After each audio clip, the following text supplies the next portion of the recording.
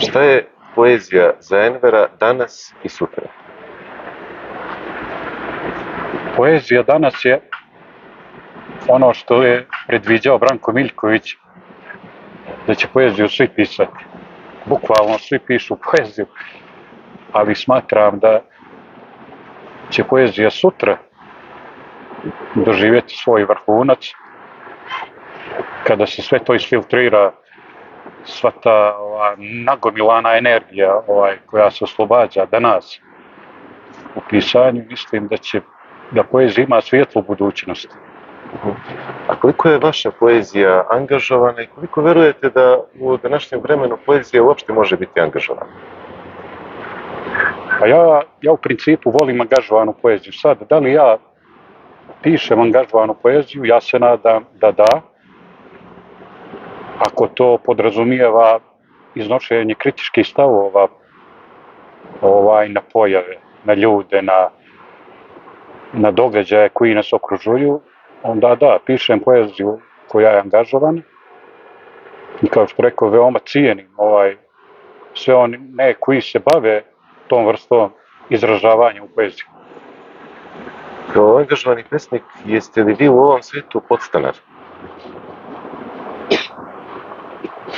Pa ja sam i bukvalno podstanar, a i u duhovnom tom smislu, kao i svi ljudi na ovom svijetu, sam podstanar, jer bivstvovanje na ovom svijetu nije ništa drugo nego, znači, to preživljavanje do časa određenog, kada ćemo se, preseliti u neku drugu dimenziju koja je nama nepoznata, ali u koju vjerujemo.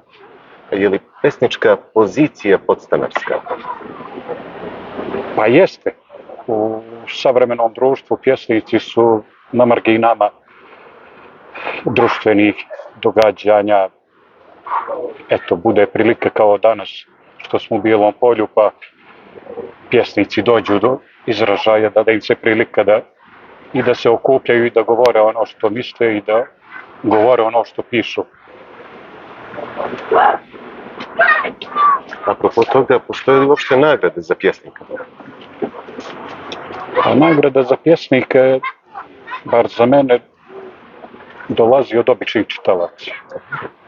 Iako mi svi volimo, jedino ako ćemo da se lažemo, kad dobijemo i neke nagrade koje nose određena imena velikih pjesnika i tako dalje, ali nema bolje nagrade za mene od te kad običan čitalac prepozna snagu stiha. Kaže mi to običnim riječima da ga je pjesma uzbudila, da ga je pjesma probudila, da ga je pjesma bacila u neko razmišljanje. Kao kolega pjesnik, šta biste vi rekli mlađim, a šta starijim pjesnicima? Pa mlađim pjesnicima savjetujem puno čitanja. Prije svega, primijetio sam da mnogi koji počinju da pišu poeziju uopšte ne čitaju. Tako sam imao jednu situaciju, onako simpatično, da je jedan dečko počeo da piše po znacima navoda ozbiljna prozna djela i Aldemar Ibrahimović, naš poznati akademski slikar, ga je pitao: jesi li čitao Zvuke Džumhura? A odgovara, kaže: a koji ti je taj? Tako da prije svega smatram da mladi pjesnici treba da čitaju, a iz svega toga će da se izrodi dobra poezija. Kad pomenuste čitanje, zanima me šta vi mislite koliko se trenutno čita i šta vi čitate?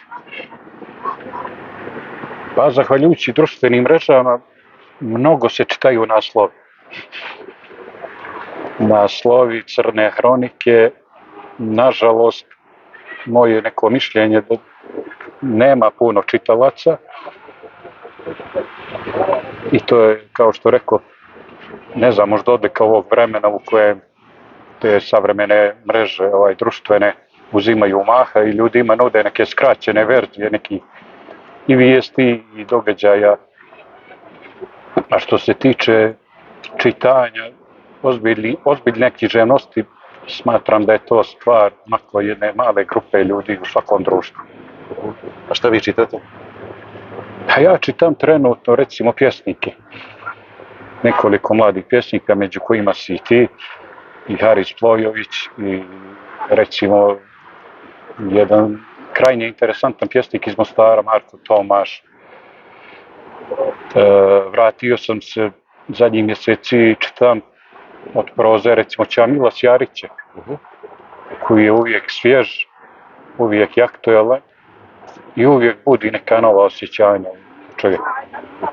Gospodine Muratović, hvala vam na razgovoru. Hvala i vama.